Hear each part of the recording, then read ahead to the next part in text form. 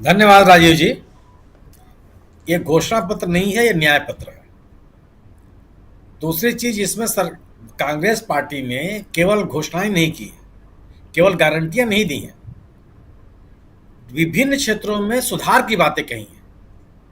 अगर ये घोषणा पत्र ये कहता है कि सर्वोच्च न्यायालय में भी दो अलग अलग तरह के न्यायालय होंगे, एक संविधान पीठ होगी और एक अपीली पीठ होगी, तो ये सीधे आम आदमी से जुड़ा हुआ सवाल है। ये आप अपील दायर करते हैं, सालों साल सुनवाई नहीं होती। संवैधानिक मुद्दों पर आप अपने इस समय देश की स्थिति देख लीजिए, कितने मामले पड़े हुए हैं। ये तो वर्तमान मुख्य न्यायाधीश है जिन्होंने संवैधानिक मसलों पर सुनवाई शुरू कर दी, और यह न्याय पत्र कहता है कि उसमें सर्वोच्च न्यायालय में भी दो तरह की पीठें होंगी।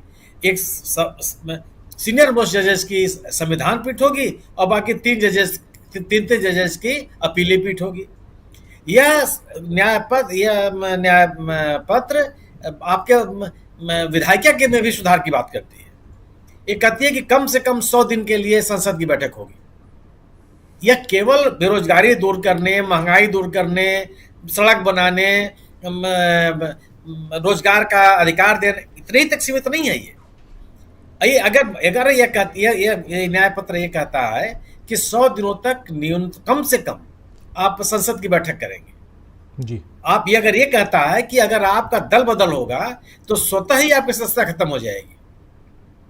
यह केवल आप अन्य चीजों में देखिए कि जो सरकारी संस्थाओं के उत्पीड़न की गतिविधियां हुई हैं उनको किस तरह से संबोधित करता हुआ नजर आता है ये न्याय पत्र, कि जांच करने, हिरासत में लेने, उत्पीड़न करने संबंधित तमाम कानूनों के बारे में यह उसकी समीक्षा की बात कही गई है। प्रेस की आजादी जिसकी बात हमेशा से कांग्रेस कहती रही है, उसके बारे में किस तरह से उल्लेख किए गए।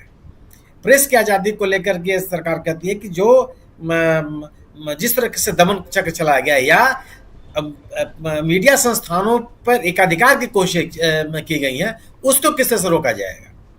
गोया कि एक व्यापक है। बिल्कुल मैं शकील साहब के और टंडन जी की बातों से मैं सहमत हूं कि यह कमरे में बैठ के लिखा नहीं जा सकता, संभव ही नहीं है। आप कमरे में बैठ करके केवल तकनीकी बहस में बैठ करके आप इतनी दूर तक नहीं सोच सकते, इतनी तरह की बातें आप नहीं कर सकते, ये संभव ही नहीं है। यह निश्चित रूप से जो राहुल गांधी कहा करते हैं कि समाज के विभिन्न वर्गों से संवाद कायम करके, उनसे संपर्क कायम करके, उनसे मिले फीडबैक के आधार पर यह न्याय पत्र की तैयारी की गई है। और सबसे अच्छी बात यह है कि जो कांग्रेस की राज्य सरकारें करते हुए आ रही हैं उनका उल्लेख है। जैसे गीग वर्कर्स के बारे में कांग्रेस ने कर्नाटक के चुनाव के दौरान गीग वर्कर्स को सामाजिक सुरक्षा देने का आश्वासन दिया था। सिद्धारमैया की सरकार ने शपथ ग्रहण करने के तत्काल बाद इस व्यवस्था को लागू कर दिया। वहां जिस चिरंजीवी योजना की बात ये कर रहे हैं वह ऑलरेडी राजस्थान में लागू करके आ रहे हैं। गोया कि ये जो न्याय पत्र है, इस न्याय पत्र पे भरोसा रखने के भी तमाम कारण है। यह लोगों को यह आश्वासन देता हुआ नजर आ रहा है कि कांग्रेस न केवल इनकी बातें कर रही है, बल्कि इनको जहां भी उनको मौका मिला है उसको उन्होंने लागू किया है। रोजगार का सवाल बहुत बड़ा सवाल है, सामान्य बात नहीं है। 30 लाख नौकरियां और अप्रेंटिसशिप की व्यवस्था, यह मैं नहीं मानता कि किसी युवा को अपील नहीं करेगी। हर व्यक्ति परेशान है बेरोजगारी की समस्या से। उसमें अगर आपको नौकरी के अवसर मिलते हैं, खाली पदों को भरने की मुहिम कोई राजनीतिक दल आश्वासन देता है, और पढ़े लिखे लड़कों को जब तक उनकी नौकरी नहीं मिल जाती तब तक आप स्टाइपेंड की बात करते हैं, यह सामान्य बात नहीं हो सकती। यह आज के दौर में यह बहुत बड़ी जरूरत है। महिलाओं को जिस तरह की सुरक्षा देने की बात कही गई है, यह बात हो सकती है कि जो इस न्याय पत्र में कहा गया है कि 50% जो आरक्षण का कैप है उसको भी हम बढ़ाने में विचार कर सकते हैं। इसकी आलोचना भी की जा सकती है, हो सकता है कि लोग इसकी आलोचना करें, लेकिन ये बहुत साहसिक कदम है। जिस तरह की बात कांग्रेस कहती रही है कि वह सामाजिक रूप से पिछड़े, आर्थिक रूप से पिछड़े, शैक्षणिक रूप से पिछड़े लोगों को आगे लाने का प्रयास करेगी, तो बिना इस कैप को हटाए आप उसका लागू नहीं कर सकते। लेकिन 30% आरक्षण सही वर्ग की महिलाओं को देने की बात जो की जा रही है, शिक्षण संस्थाओं में और नौकरियों में, या एक महिलाओं की समस्याओं को संबोधित करने का। एक तरफ तो महिलाओं को आप 1 लाख रुपए की देने की बात करते हैं, और दूसरी तरफ शिक्षा में और रोजगार में एक आरक्षण देने की बात करते हैं, उनको अवसर देने की बात करते हैं।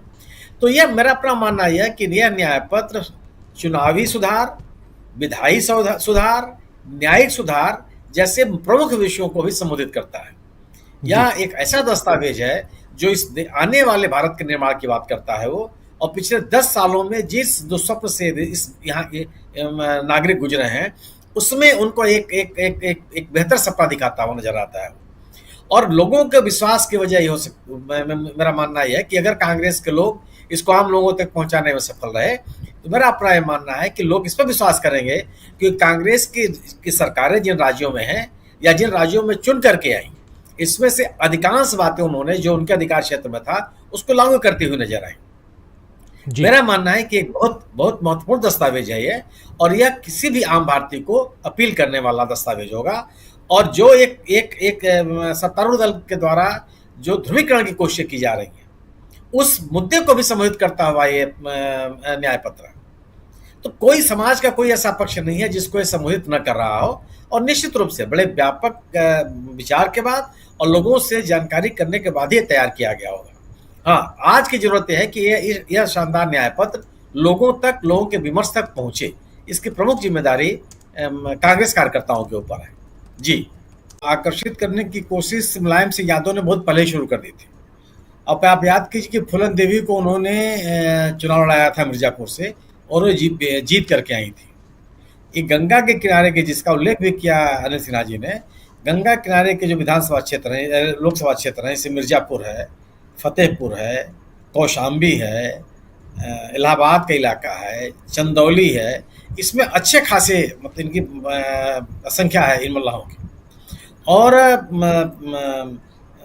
पिछले दिनों जब वीआईपी शामिल थी जेडीयू की सरकार में, और जेडीयू की मैंने नीतीश कुमार जी के ऊपर आरोप लगा था कि वह वीआईपी को तोड़ने में लगे हुए, और फिर ये लगा था कि उसके मंत्रियों को उन्होंने निकाल दिया था। तब से एक तरह की नाराजगी जेडीयू को लेकर के वीआईपी में रही है। मेरा अपना मानना है कि मुकेश सहनी ने पिछले विधानसभा चुनाव के दौरान एक बहुत बड़ा सम्मेलन किया था, बल्कि 2 सम्मेलन किए थे उत्तर प्रदेश में, और दोनों में बड़ी संख्या में लोगों ने भागीदारी की थी। तो ये जो सामाजिक समीकरण है वो निश्चित रूप से इंडिया दल समूह के लिए मजबूत होगा। संख्या की बहस अगर आप छोड़ भी दें, तो कम से कम यह विमर्श बहुत मजबूत होगा कि एक ऐसा राजनीतिक दल इंडिया दल समूह में शामिल हो रहा है जो धारा के विपरीत है। मतलब तमाम राजनीतिक दल मिल रहे हैं बीजेपी के साथ। बीजेपी में छोटे मोटे तमाम, बिहार में छोटे मोटे तमाम दल बीजेपी के समर्थन में चले जा रहे हैं। लेकिन ऐसे में एक राजनीतिक दल जब इंडिया दल समूह के साथ आता है, तो बिहार में तो यह धारणा बनती है कि जो इंडिया दल समूह है आरजेडी के नेतृत्व में, उसकी ताकत बढ़ती है, विमर्श बहुत मजबूत होता है, और उत्तर प्रदेश से भी इसका असर पड़ेगा। लेकिन जो आपने खजुराहो की बात की, पंकज इसको डिटेल बताएंगे, ये सोचने का विषय है।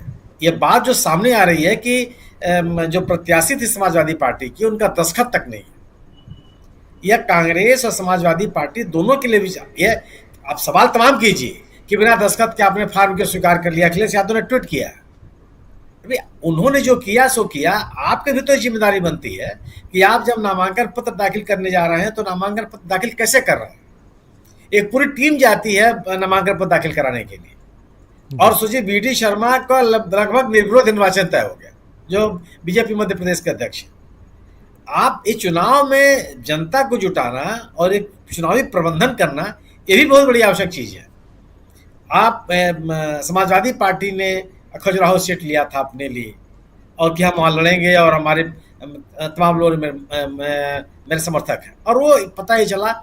ये बिल्कुल सही है कि आप निर्वाचन से जुड़े हुए अधिकारियों की जिम्मेदारी को तय बिल्कुल करना चाहिए, क्योंकि जब आप नामांकन पत्र कोई दाखिल करने के लिए जाता है, तो निर्वाचन अधिकारी की जिम्मेदारी है कि वह सभी चीज़ों की जांच कर ले, देख ले कि प्राइमा फेसी उसमें सभी कॉलम भरे गए हैं कि नहीं भरे गए। इसीलिए प्रत्याशी उनके समक्ष उपस्थित होता है। अन्यथा कोई कारण नहीं, कोई अपने ढंग से भेज दे, कोई अपने प्रतिनिधि से भेज दे, कोई किसी अपने हलकारे से भेज दे कि साहब आप ले लीजिए, लेकिन ये प्राविधान किया गया है कि आप निर्वाचन अधिकारी के समक्ष स्वयं उपस्थित होकर के शपथ पत्र दाखिल करेंगे और अपना नामांकन पत्र दाखिल करेंगे। और नामांकन पत्र भरे जाते समय निर्वाचन से जुड़े हुए अधिकारी, निर्वाचन अधिकारी की जिम्मेदारी बनती है कि वो उसको अद्यतन देख लें कि वो सही है कि नहीं। आप जब जो बाद में जांच होती है उसमें फैक्ट्स की जांच होती है कि जो इसमें लिखा गया है वो तथ्यपरक है कि नहीं है, उस पर आपत्तियां आती हैं। फार्म इनकम्प्लीट है, यह बहुत बड़ा मुद्दा नहीं होता। अगर आपने कहा कि साहब मेरे पास इतनी ही संपत्ति है, आपके विरोधी उम्मीदवार ने बताया कि साहब इन्होंने ये तथ्य छुपा लिए, आप कहते हैं कि साहब हमारे खिलाफ तो इतने ही मामले दर्ज हैं, आपके विपक्षी उम्मीदवार ने दावा किया कि साहब इनके खिलाफ ये मामले हैं, इन्होंने इसको छुपा लिया। आप कहते हैं कि साहब मैं इतना पढ़ा लिखा हूँ, विपक्षी कहता है कि साहब इन्होंने अपनी योग्यता के साथ तथ्यों को इन बातों पर जांच होती है। फार्म इनकम्प्लीट है, इनकम्प्लीट है, ये सवाल नहीं होता। लेकिन इससे बड़े ये आप उनके ऊपर ये बात कर सकते हैं, लेकिन अपनी जिम्मेदारियों से भी आप भाग नहीं सकते। कम से कम चुनावी प्रबंधन के लिए ये जिम्मेदारी बनती है कि आप अपने चुनाव लड़ने के तौर तरीकों को इतनी गंभीरता से लें कि नामांकन से ले, आप नामांकन के प्रति अगर इतने गंभीर हैं तो मतदाताओं को निकालने के लिए आप क्या करेंगे? मतदाताओं के बीच में जाकर के उनको प्रेरित करने के लिए कि आपका मतदाता मतदान केंद्रों तक पहुंचे, यह एक चुनौती होती है सबके सामने। और यह परिलक्षित होने लगता है कि आप राहुल गांधी का नामांकन देखिए ना, पूरी की पूरी फौज है। हमने कई बार देखी है अमेठी में, रायबरेली में, ये लोग कैसे नामांकन पत्र दाखिल करते हैं। अखिलेश खुद ही आजमगढ़ और कन्नौज में कैसे नामांकन पत्र दाखिल करते रहे हैं। और आपका एक उम्मीदवार, एक चुनौती थी, ऐसा भी नहीं था कि कोई एक तरफा इलेक्शन। आप तो अरुणाचल प्रदेश का इलेक्शन आपने बना दिया, 10-10 उम्मीदवार चुनाव जीत जा रहे हैं, कोई नामांकन पत्र दाखिल करने वाला नहीं है। तो ये स्थिति तो बनती ही है कि आप अगर चुनाव में हैं, मजबूती से दावेदारी प्रस्तुत करते हैं, तो जनता के बीच में संदेश जाना चाहिए कि वाकई आप गंभीर हैं। और यह गंभीरता आपके चुनाव के से जुड़ी हुई तमाम गतिविधियों में शामिल होता है। एक तरफा नहीं हो सकता कि आप घोषणा पत्र तो बहुत अच्छा जारी कर दें, तमाम चीजों का उल्लेख कर दें, और आप सहयोगी दल जो हैं उनका रवैया ये हो जाए कि नामांकन पत्र का दावा जो लोग उनके साथ जुड़े होते हैं जिम्मेदारी बनती है। यह विमर्श खराब होता है, इससे कुल मिलाकर विमर्श खराब होता है। सहनी साहब के आने से विमर्श मजबूत हुआ है बिहार में कि ताकत बढ़ी है। और बिल्कुल मैं इस बात से सहमत हूं, मेरा ही मानना है कि एनडीए की संख्या घटेगी। जिन राज्यों में से एनडीए बहुत अच्छे प्रदर्शन करके लाई है, खासतौर से बिहार, झारखंड, पश्चिम बंगाल और महाराष्ट्र। उत्तर प्रदेश में भी लड़ाई सामान्य नहीं है। मेरा मानना है कि पूर्वी उत्तर प्रदेश में बीजेपी के सामने गंभीर चुनौतियां हैं। और अगर आप पश्चिम उत्तर प्रदेश की बात कीजिए तो 2019 के चुनाव में पहले ही बीजेपी बहुत बुरी तरह से हारी थी। पहले चरण के चुनाव में समाजवादी पार्टी और बहुजन समाज पार्टी ने कई संसदीय क्षेत्रों में इनको हराया था। और आज जब मिली जुली ताकत फिर एक राजनीतिक माहौल बना करके जा रहे हैं, तो उत्तर प्रदेश में भी चुनौती बीजेपी के सामने अच्छी खासी है। तो जिन राज्यों से बेहतर परफॉर्मेंस करके आई थी एनडीए दल समूह, मुझे लगता है कि 2024 में वह सफलताएं नहीं मिलने वाली है। जी 2019 बनाम 2024 की बात कर रहे हैं।